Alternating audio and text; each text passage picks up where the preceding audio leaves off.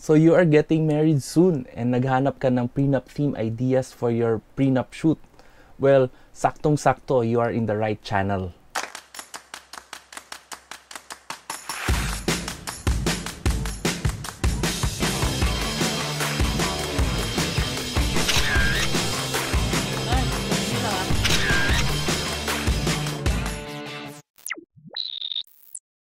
Hey guys, this is Bon Acerios of One Happy Story.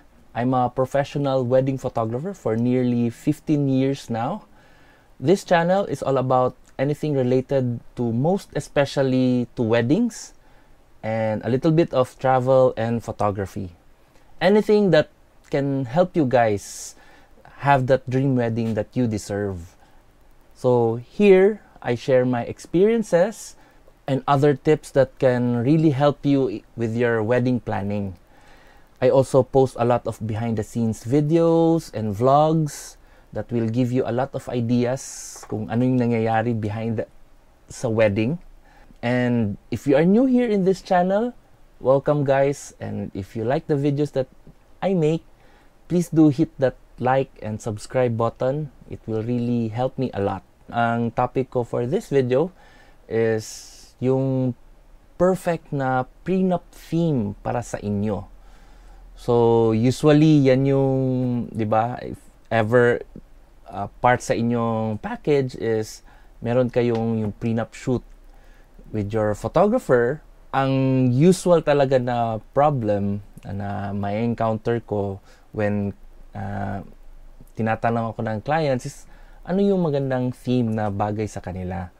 And isa sa usual concern nila is hindi naman sila artista and hindi sila marunong mag-pose in front of the camera.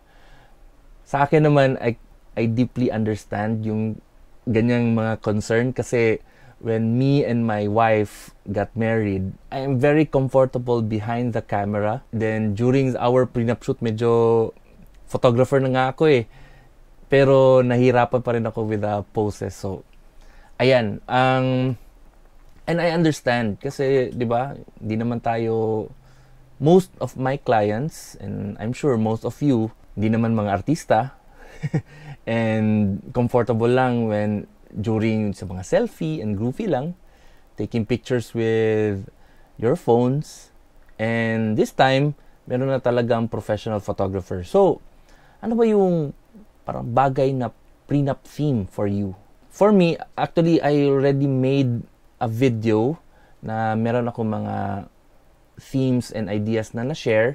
But this time, itong masabi ko lang na tip is dapat i-consider nyo lang isipin na ano ba talaga yung theme na babagay sa inyo. Kayo ba yung tipong couple na artistahin ba kayo?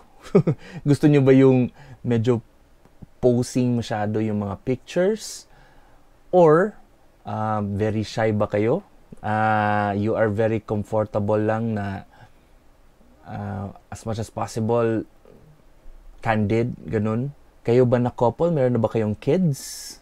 So, ayan, you just have to, yung pinaka-theme idea talaga, dapat pag start from sa inyong dalawa. Usual kasi is couples, because of sa social media, diba, nakikita natin sa Facebook and sa other social media, yung mga photos ng example, like your friends or prenup photos ng mga celebrities. Nakita nyo sa Pinterest, may barkada kayo, may friends kayo na bago lang kinasal and nakita nyo yung kanilang mga prenup pictures. So usually kasi parang, okay, ganito ba maganda ito na theme or maganda ito na idea, and try nyo i-copy. So, ang kuan yan is magkakasame kayo ng, di ba, pictures. Pero, sa akin naman na part, I really like couples na yung kanilang characters will show sa pictures nila mismo. Example, homebody kayo na couple. Parang sa akin naman, parang di bagay yung medyo glamorous na kind of prenup. If kayo naman na couple, mahilig lang kayo sa bahay and you want na comfy and simple lang, hindi kayo comfortable with the gowns, might as well have a parang homey feel na prenup theme. Kasi it will really describe yung characters ninyo as a couple, di ba? And, di ba, the pictures after maibigay na sa inyo, hindi naman siya feeling cringy. Yan rin yung pinaka-aim ko when I take pictures. So, as much as possible, when I give the photo sa aking couples, they will not feel cringy. They will not, yung ganun nga. Para sa akin kasi, if my couples feel uncomfortable looking at their pictures, meaning, hindi ko na gawa yung trabaho ko ng maganda.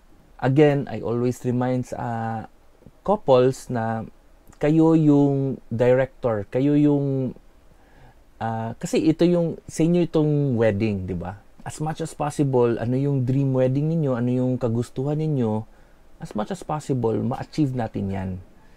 And that's why, like, sa aking services, pina-priority ko talaga yung client consultation. Kasi I really want to know my couples more first before we go forward into taking photos. Minsan, isa rin sa problema is yung pagplano sa prenup theme, medyo focus masyado sa bride. Parang yung mga kagustuhan ni bride, and minsan nakakalimutan natin yung side naman ni groom. Dapat kayong dalawa. Dapat makikita sa pictures yung ano kayong dalawa. Sample. And I understand minsan kasi yung mga grooms, they only say yes na lang. Anong sasabihin ni bride, go lang. We have to take account pa rin na, di ba, sa groom side rin. I have an experience before na sample, planado na masyado yung kagustuhan ni bride, pero hindi pala comfortable si groom sa kanyang susuotin. Kasi you feel na parang, ayan, di siya comfortable sa attires na pino-provide. Yan din, isang take account rin pala ito if ever you're going to hire as prenup stylist. So if ever you're wondering what is a prenup stylist, so you can, there are wedding vendors pala na who specialize in prenup styling. So itong prenup styling, sila yung magpo-provide ng mga attires ninyo for your prenup shoot.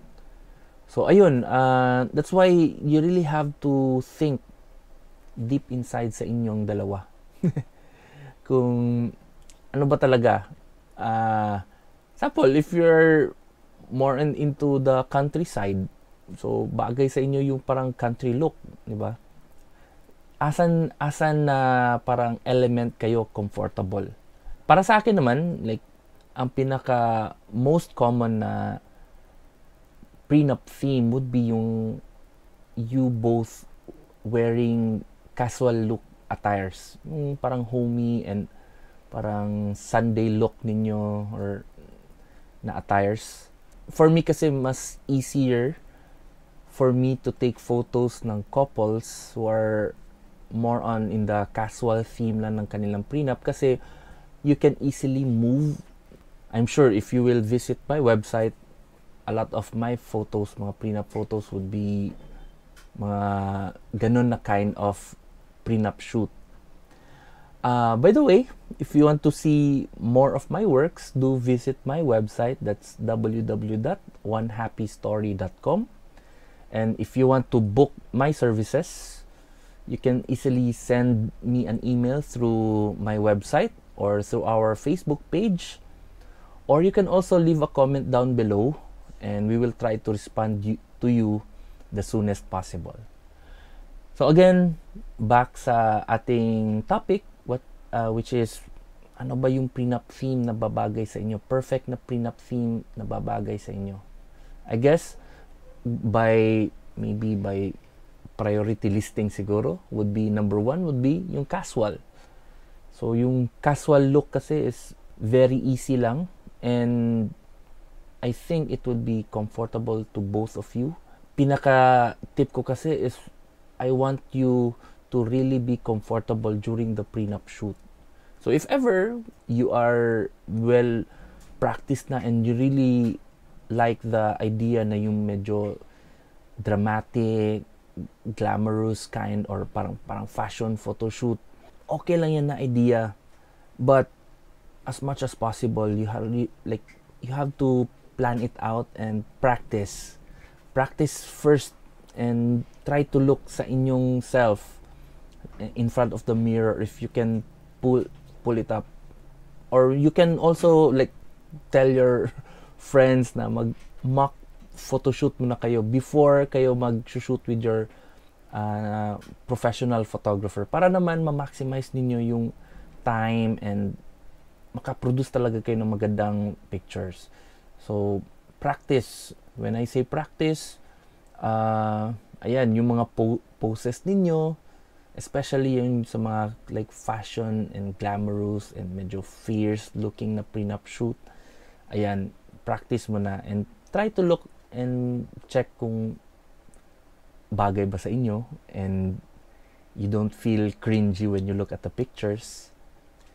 Again, sa akin, I'm very comfortable with taking photos na in casual look lang kasi ako yung tipong photographer na very talkative. I really love trying to know my couples during the shoot. I talk a lot sa kanila and every time na may mga candid moments and napatawa ko sila and during those talking sessions namin, may mga reactions nila. Doon ako nagtitake ng pictures kasi I really love candid and emotional photos. That's why if you will look at sa aking website again, more on ganun yung mga pictures ko. Again, I hope I answered your question. Ang ma-share ko lang, yung pinaka-perfect na prenup theme para sa inyo are yung theme na babagay sa inyo.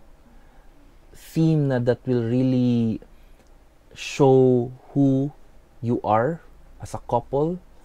So, sample ito, if you have kids, so why not have a family photoshoot instead, di ba? Parang i-incorporate niyo yung kids ninyo and have a fun day with your kids. So, di ba, when the pictures will come, you will really love the pictures kasi, di ba, nandun yung kids ninyo. And, ayan, yan lang talaga aking ma-share. Again, if you have more questions, please do put that question in the comment section and I will try to answer them. Again, this is Bonacerios. Thank you. Please do hit that like and subscribe button. Thank you, guys.